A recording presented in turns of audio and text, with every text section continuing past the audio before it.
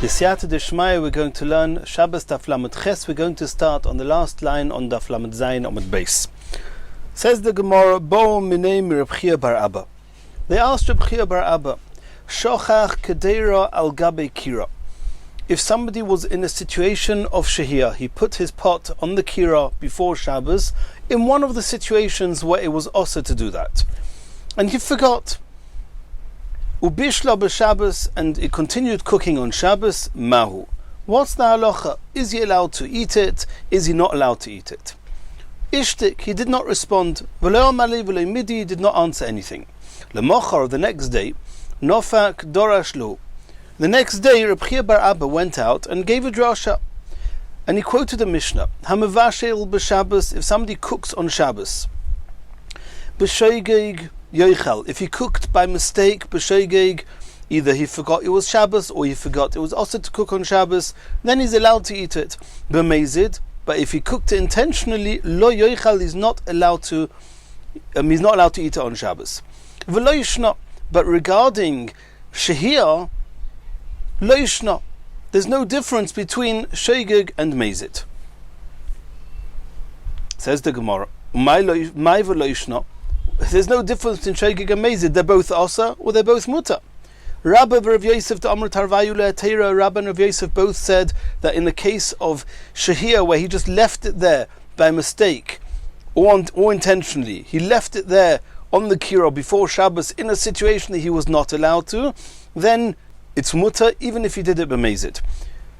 Why? Mevashel huda ka'ovid maisa. When somebody cooks, he does a maisa on Shabbos, and therefore b'mezid lo yoichal. If he does it intentionally, he's not allowed to eat it on Shabbos. Aval hay de lo ka'ovid maisa. But here, where he just left it on from before Shabbos, he didn't do a maisa. B'mezid nam yoichal. Even if it was b'mezid and he could have taken it off and he didn't, since he didn't do a maisa, he's allowed to eat it. He's allowed to eat it on Shabbos. Rav Nachman bar Yitzchok Omar li Surah. Rav Nachman bar Yitzchok says that in the case where he left the pot on before Shabbos, both if he did it b'shoigeg or b'mezid, it's osa. And why should it be more chomor than bishul? Bishul, we said that b'shoigeg is muta, and over here by shochach, he says it's osa even b'mezid. I'll explain to you. Mevashel hu deloi osi li'irume. In the case of bishul, which is severely osa, a person would not cook intentionally and lie and say, I did it by mistake, in order to have it mutter. And therefore, b'shoigeg yechal, if he says that he did it by mistake, he's allowed to eat it on Shabbos. Aval hai, but in the case of shehiyah, where he left it on, which is only an issa d'Rabbanon, da'osi li'irume, he may do it intentionally, thinking it's just an issa d'Rabbanon, and he'll say he did it by mistake. And therefore, b'shoigeg nami lo yoichal, and therefore, even b'shoigeg, according to Rav Nachman bar Yitzchok, he's not allowed to eat from this food on Shabbos. Continues the Gemara, Meisvei. We're now going to ask a question on Rav Nachman bar Yitzchok and Rav Yosef, and Rabba and Rav Yosef.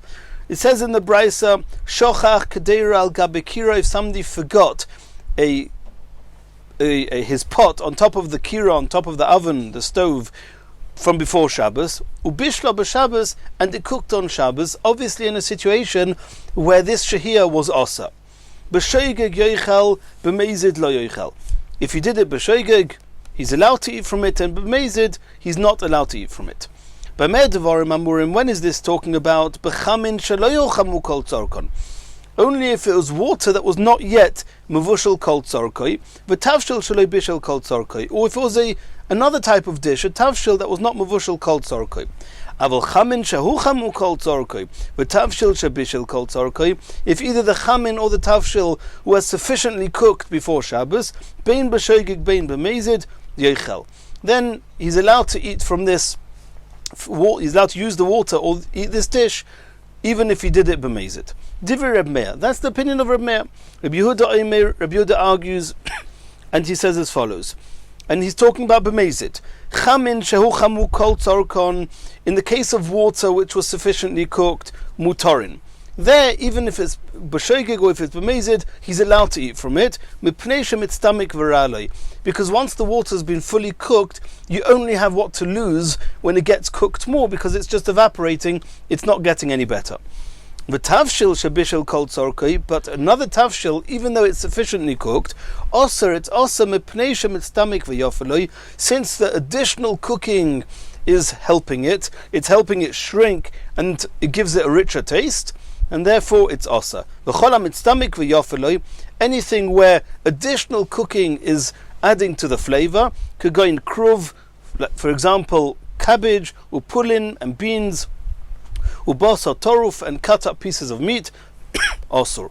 It's completely osur. Since it's cut up, he's made it clear that he doesn't want it for guests. If you'd want it for guests, we said in the Gemara on Daf Lamed Zayin, it's mitztamik v'ralo, he does not want it to shrink. But here he's cut them up into pieces. It's clear that he does not want it for the guests, and therefore it's mitztamik v'ralo, v'toivloi, osur, and it's osur. V'chol mitztamik v'ralo, any case where it's mitztamik v'ralo, mutter, it's mutter. That is the end of the brisa. Says the Gemara, Ktonimia. But in this brisa it says at the beginning, Tavshil sheloi bishel kol tzorkoi, a regular tavshil which has not been sufficiently cooked before Shabbos, and he left it on in a way that was asa. He did a shehiyah that was asa on Shabbos, and we saw that b'shoigeg he's allowed to eat it, b'mezid he's not allowed to eat it. And this is not like Rabbi and Rav Yosef who said that even b'mezid he's allowed to eat it, and it's not like Rav Nachman bar Yitzchak who says that even b'shoigeg he is allowed to eat it. Says the Gemara, Bishleim Rav Nachman bar Yitzchak, according to Rav Nachman bar Yitzchak I can explain it. Lo kasha, kan koidem gzeira, when the brisa says that b'shoigeg he's allowed to eat it, that's before the gzeira. But when Rav Nachman bar Yitzchak says that even b'shoigeg he's not allowed to eat it, that's after the gzeira. Kan koidem gzeira, kan acha gzeira, and we'll see in a moment what the gzeira was. Elo Rabba Rav Yosef, T'amru le'atera, Rabba and Rav Yosef that said that both shoigeg and mezid, it's muta, even if he did the shehiyah that was asa, ikoidim gzeira, if it's talking about before the gzeira, kasha mezid, then it's still a kasha. Why b'mezid are you allowed to eat it? We saw explicitly in the brisa that b'mezid you're not allowed to eat it. V'il acha gzeira, if it's talking about after gzeira, kasha nami shoigeg, then it's also a kasha on shoigeg, because after the gzeira was only by shoigeg. After the gzeira, shoigeg became asa, and you, Rabbi and Rav Yosef, are saying that it's mutter even b'shoigeg. Kasha nami shoigeg. And says the Gemara kasha. Yes, it's a kasha on Rabbi and Rav Yosef. We don't know how they're going to explain this brisa. Says the Gemara, my gzeira. What was this gzeira regarding shehiyah that was done b'shoigeg? The Omer of Yehuda bar Shmuel, Omer of Abba, Omer of Kahana, Omer Rav. At first they said, Hamavashil b'Shabbos, if somebody cooks on Shabbos, b'shoigeg yoichel.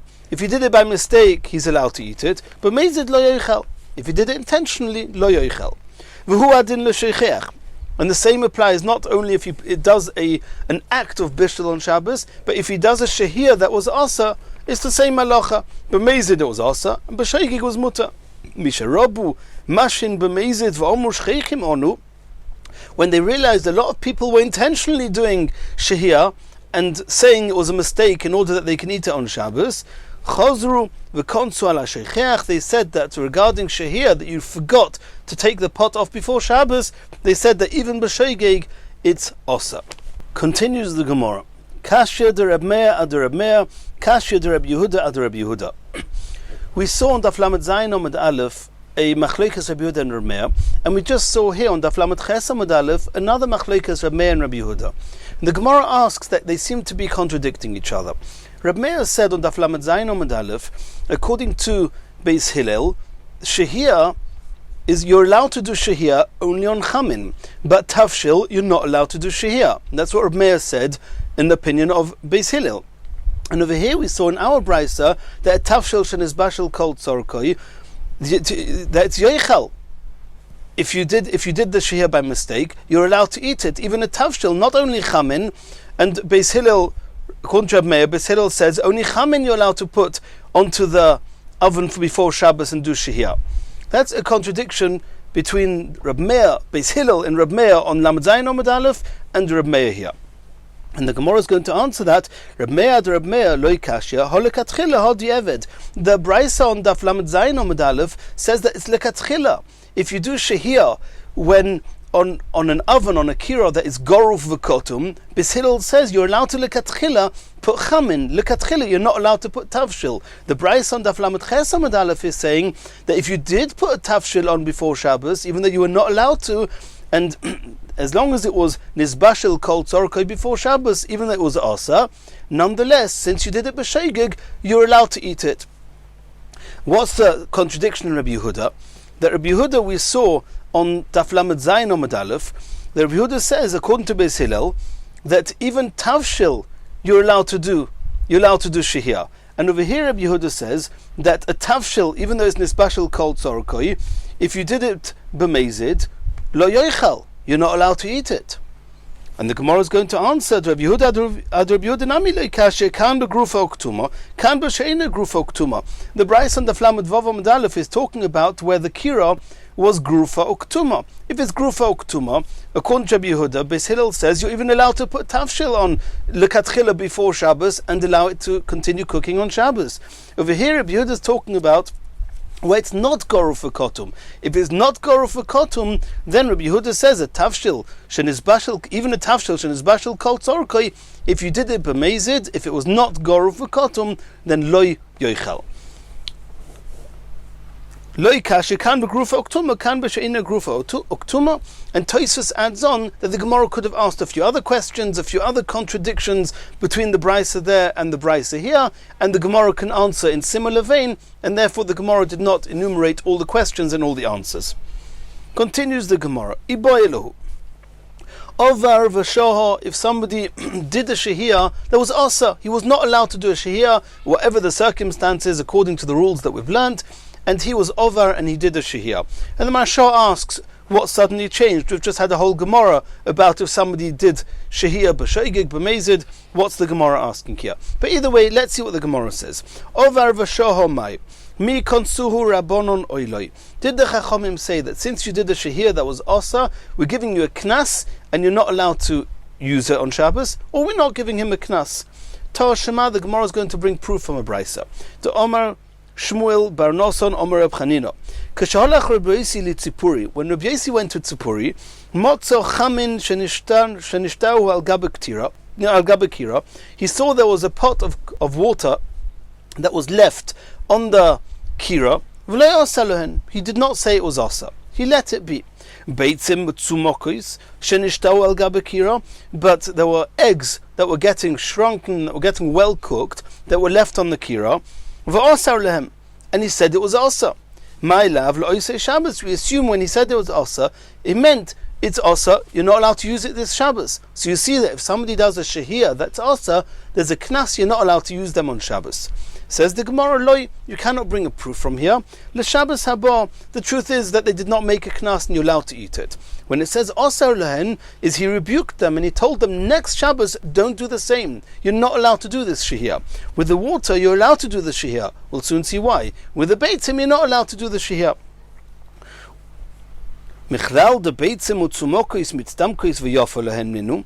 Can you bring proof from here that the eggs that get shrunken, they get better taste, and since it's got an improved taste, that's why the shehiyah is asa, even though they were well cooked before Shabbos, and therefore he said that the shehiyah was asa. And regarding the water, we know that chamin shenizbashel kol tzorkoi is always mitztamik v'raloi. Says the Gemara, you're right. You can bring proof from here that these eggs, that when they get shrunk and well cooked, that it improves the taste. To Omer Rav Chomer bar Chanina. Once I and Rebbe were guests in a place, and they brought us eggs that were so shrunken, they were very, very thin, like oizrudin.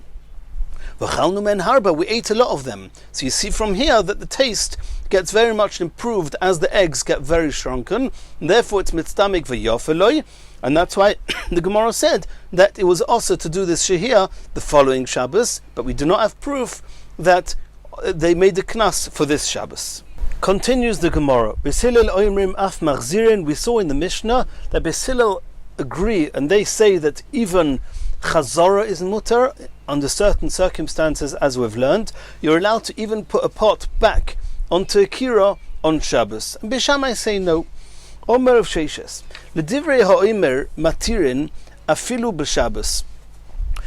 The Gemara is saying that we would have thought that when is chazara considered a chazara and not considered a new placing of a pot in a or on a kira, which is certainly also on Shabbos, that's only if you can take it for granted that you did not intend to interrupt the previous session of this pot in the kira and intend to start a new one. So I may have thought that if you take a pot off on Friday night, then it's taken for granted that you can put it back on because you need it for tomorrow to be still hot. But in the Shabbos day, when you take off the pot, there's nothing that says that we can assume that you want to continue the session, you want to continue the staying of the pot on the kira, so that putting it back is a continuation of the previous time that the pot was in the kira. So maybe if you take it off Shabbos day, it's as if you've finished the pot being on the kira, and now you want to put it back. It's like you're starting a new session of putting a pot on a kira, and that's also on Shabbos. Says the Gemara, no. Afilu b'Shabbos, even in the day, if you take it off, and we'll soon see on what conditions, but even if you take it off during the day, you're allowed to put it back, and we can assume that you did not intend to interrupt the previous session of this pot being on the kira. Says the Gemara, Sovar, Af Machzir Afilu b'Shabbos, even in Shabbos in the day, you're allowed to do Chazara. The Omer Baishya, we were once standing by Reb Chia Rabbah, and we took up to him a kettle of hot water, from the lower floor to the upper floor, and we diluted for him the kais with the water, and we put the kettle back on the kira. He didn't say anything to us. So it seems that it's mutter even though it was Shabbos in the day. Omer of Zrika, Omer of Abba, Omer of Todi. When are you allowed to do chazara? Only when the pot is still in your hands. If you put the pot down on the floor, osur, that terminates the previous session of the pot being on the kira. And now if you want to put it back, it's not called chazara, returning it. It's called putting a pot from fresh, as if for the first time on Shabbos, putting a pot onto the kira, and that's osur. Omer B'ami. Rav Todi de'ovad legarmeu de'ovad. Rav Ami said that Rav Todi said that he was an individual. He said that on his own, just for himself. And we do not follow that ruling. Elahochi Omer Reb Chia Omer. Rabbi Yochanan said as follows. Afilu enicha al gabe karka, even if you put the pot on the floor, mutter, it's still called a continuation, and you can afterwards put it back on the kira. Pligi bar of Dimiv of Shmuel bar Yehuda. These two argued. They both argued and both said in the name of Rebbe Loza. Chad Omar once said, Oidon biyodei mutter, you're only allowed to do chazara if all the while, after you take off the pot from the kira, before you put it back on, you're still holding it in your hand. Al gabe karka also, but if you put it on the floor, it's also. The Chad Omar, and the other one held, Hinichon al gabe karka nami mutter, even if you put it on the floor, it's mutter. Omar Chizkiah. Mishmei Abaya. This that you said, that if he's holding the pot in his hand, he's allowed to then put it back on the kira. It's only true on condition that you intended to put the pot back. When you took it off, you intended to put it back. If you didn't intend to put it back, even if you're holding it in your hands, also you're not allowed to put it back. From there you can see that if you put it on the ground, but if you put it on the ground, even if you intended to put it back, it's not good enough. It's not called a chazara, a returning of the pot. It's considered you're putting the pot from scratch, as if you're starting a new session of the pot on the kira, and it's awesome. Another version, or this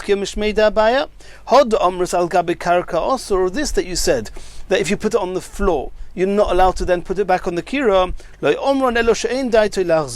If besides the fact that you put it down on the floor, you also did not intend to put it back on the kira.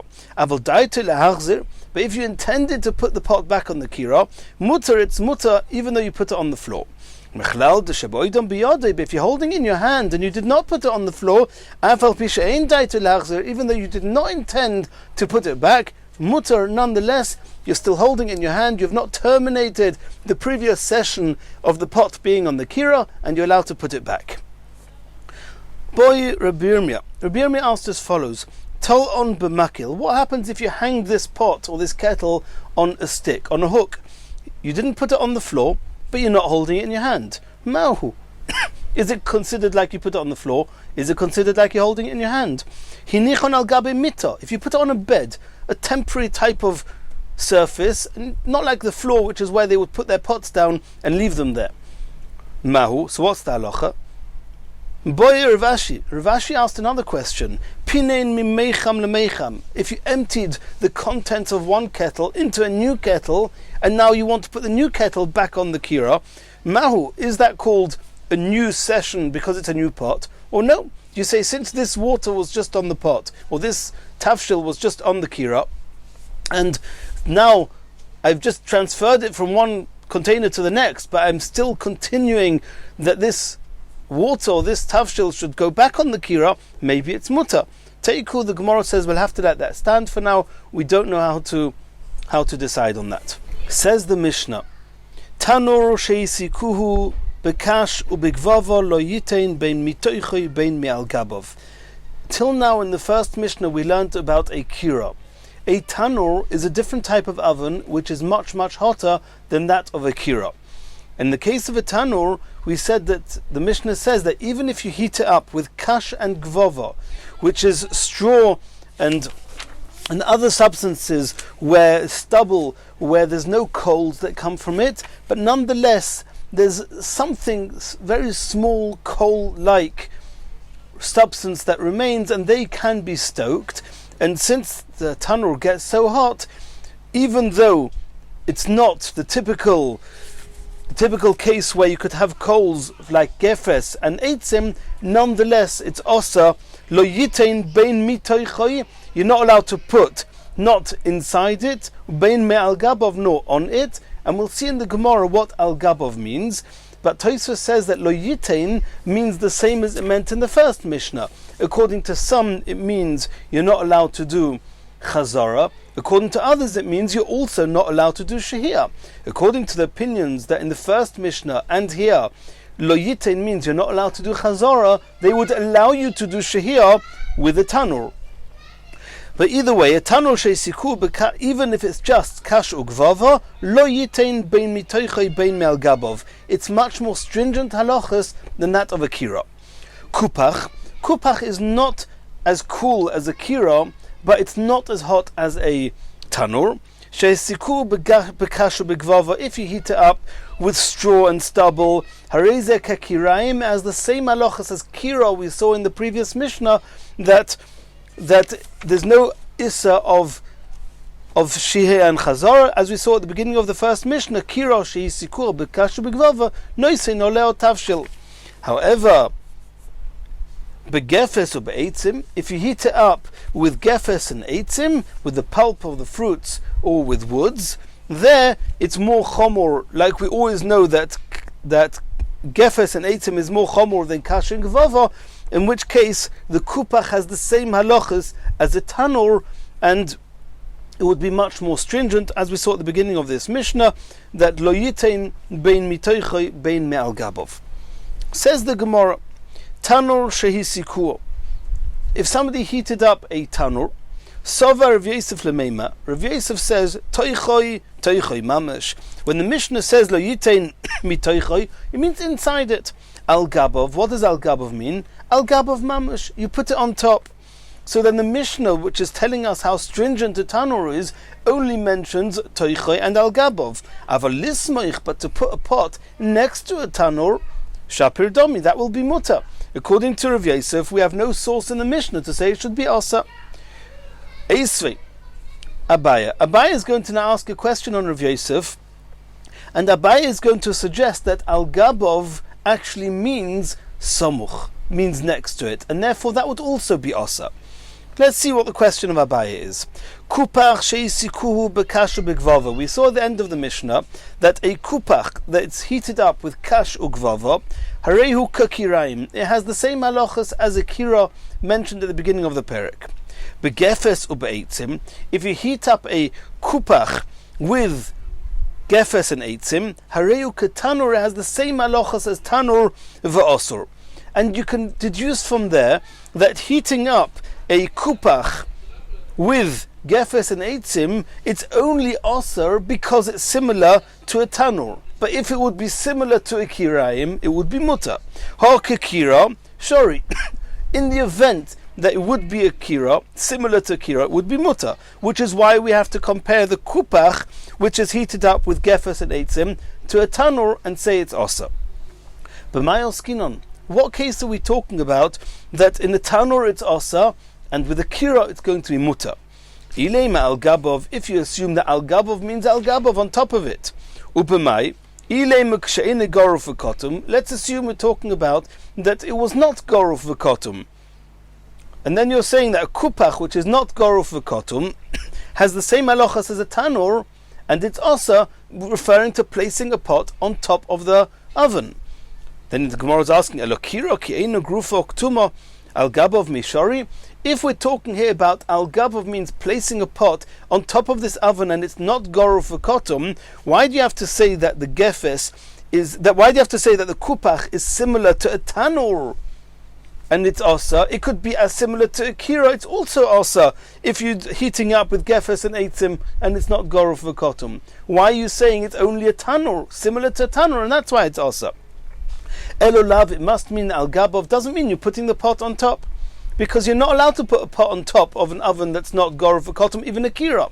It must be lismoich. It must be talking about the whole discussion here is putting a pot next to a kira, next to a kupach, next to a tanur. And for that the Mishnah says that if you heat up a kupach with gefes and eitzim and you want to put a pot next to the kupach, then it's got the same halachos as tanur, that next to a tanur is osur. Where do we see that next to a tanur is osur? When it says in the Mishnah, at the beginning of this Mishnah, bein me al gabov, it doesn't mean on top, it means next to it.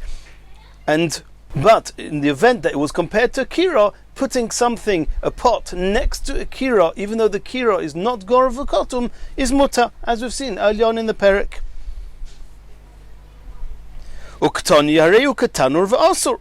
So you see clearly that if we're learning the Mishnah like Abaye wants to learn the Mishnah, then it's osur to put a pot next to a tanur, not on it, not in it, but even next to it, it's also osur if it's not goruf v'kotum. Omar Rav Ada Ba'ava. Rav Ada Ba'ava is going to say no, and according to Rav Ada Ba'ava, we can back up what Rav Yosef said. Rav Ada Ba'ava says no. Hocha b'kupach goruf v'kotum. We're talking about the kupach has goruf v'kotum. And therefore, in the case of a kira, if it's goruf v'kotum, it's mutter to put a pot on top of it, to leave a pot on top of it. And the tanur, but in the case of a tanur, grufa uktuma oskinon, harvareu katanur de afal gav de goruf atop kotum al gab of osur. Here we have a chiddush that even if a tanur is goruf v'kotum, nonetheless we disregard the grufa uktuma. It's as if it's open and it's osur. And therefore we say that a kupach, which is heated up with gefes and eitzim, it is goruf v'kotum. Nonetheless, it has the same halachos as tanur, that goruf v'kotum is as osa as eine goruf v'kotum, and it's osa. And it's only compared to tanur, because if it would be compared to kira, it would be mutter. Di'ika kira, ki gruf v'kotum, o shapir domi. In the case of kira, if it's goruf v'kotum, it's mutter. Continues the Gemara, Tanya Kavasei Abaye. We're going to bring a brisa, proof to Abaye that one is not allowed to put a pot next to a tanur. Tanur sheisiku bekash ubigvava. If you heated up a tanur with kash ugvava, with straw or stubble, ein somchin lo, you're not allowed to put a pot next to it. Ve'ein tzarich loima al gabov, and it goes without saying you're not allowed to put a pot on top of it. Ve'ein tzarich loima l'teichoi, and it goes even more without saying you're not allowed to put a pot into it. Ve'ein tzarich loima begefes ube'etzim, and even more so if it's heated up not with kash and gvava, but it's heated up with gefes and eitzim. That's as far as the tanur is concerned. Kupach sheisikuhu bekasha b'gvava, a kupach that you heat it up with kasha and gvava, soimchim lo, you are allowed to put a pot next to it. Ve'ein noisnin al gabav, you're not allowed to put a pot on top of it, and others say that the girsa should be noisnin al gabav, because the Gemara says, we saw before, the Mishnah says that has the same halacha as a kira, and by kira, if it's kashu gvava, you are allowed to put a pot on top of it. But either way, soimchin lo ve'ein noisnin al gabav, begefes or be'etzim, but if you heat up this kupach with gefes and eitzim, ein soimchim loy, you're not allowed to put a pot next to it. So here you see clearly that in the case of a kupach, you're not allowed to put a pot next to it. In the same way as we saw with a tanur, in the case of a tanur, you're not allowed to put a pot next to it. Continues the Gemara. Omar le'er v'acha b'rei derava le'er v'ashi. Hai kupach heichadomi. You're talking about this kupach. It's a bit like a kira, it's a bit like a tanur. Ik a kira domi, if it's similar and the heat is similar type as a kira, afilu begefes or be'etzim nami, then even if you heat it up with gefes and eitzim, it should also be allowed to be used on Shabbos for shia, for chazara, depending on what we've learned, if it's goruf for kotum. Ik a tanur domi, if it's compared to a tanur, afilu bekashu gvava nami loy, then even if it's heated up with kash and gvava, it should have the same halachas as a tanur, and you should not be allowed to use not mitoiche, not al gaboy. Omer le. So Rav Ashi answered back, Nofish havle mid kira, it's hotter than a kira, v'zuter havle mid tanur, and it's less hot than a tanur, and therefore it's in the middle stage. If you heat it up with kash, then with kash gvava, then we give it the halachas of a kira. If you heat it up with gefes and eitzim, we give it the more stringent halachas of a tanur. Continues the Gemara. Heichadami kupach, heichadami kira. What is a kupach? What is a kira? How do we determine? How do we discern between one and the other? Omer v'esi bar chanina. Kupach mokim shepiseis kedeira achas. A kupach has enough space to put a single pot on the top of it. Kira mokim shepiseis shtei kedeiris. However, a kira has space to put two pots. It's oval shaped, it's much longer than it's wide, and there's space for two pots to put on top of it. We can bring proof to that a kupach is, that a kira is twice as long as a kupach. A kira, if it got split into two along its length, it's completely tahir. It loses its shem tanur. It's not a kira anymore. You can't use it anymore because it's only got half the width. However, if it was split l'rochba along the width, since there was room for two pots, now you can still use it for one pot because half of it is one pot. So we see that a kira has space for two pots, and therefore it's still called a kira, and it still can be mekabel tuma. Kupach, however, kupach bein la'orkoi bein l'rochboi tahir. It doesn't matter if it's broken or split one way or the other way. Either way, there was only space for one pot, and now that it's broken into two, you cannot use it even for one pot, and it loses its shem kli and its tahir. Mirz Hashem, in the next year we're going to carry on the next Mishnah.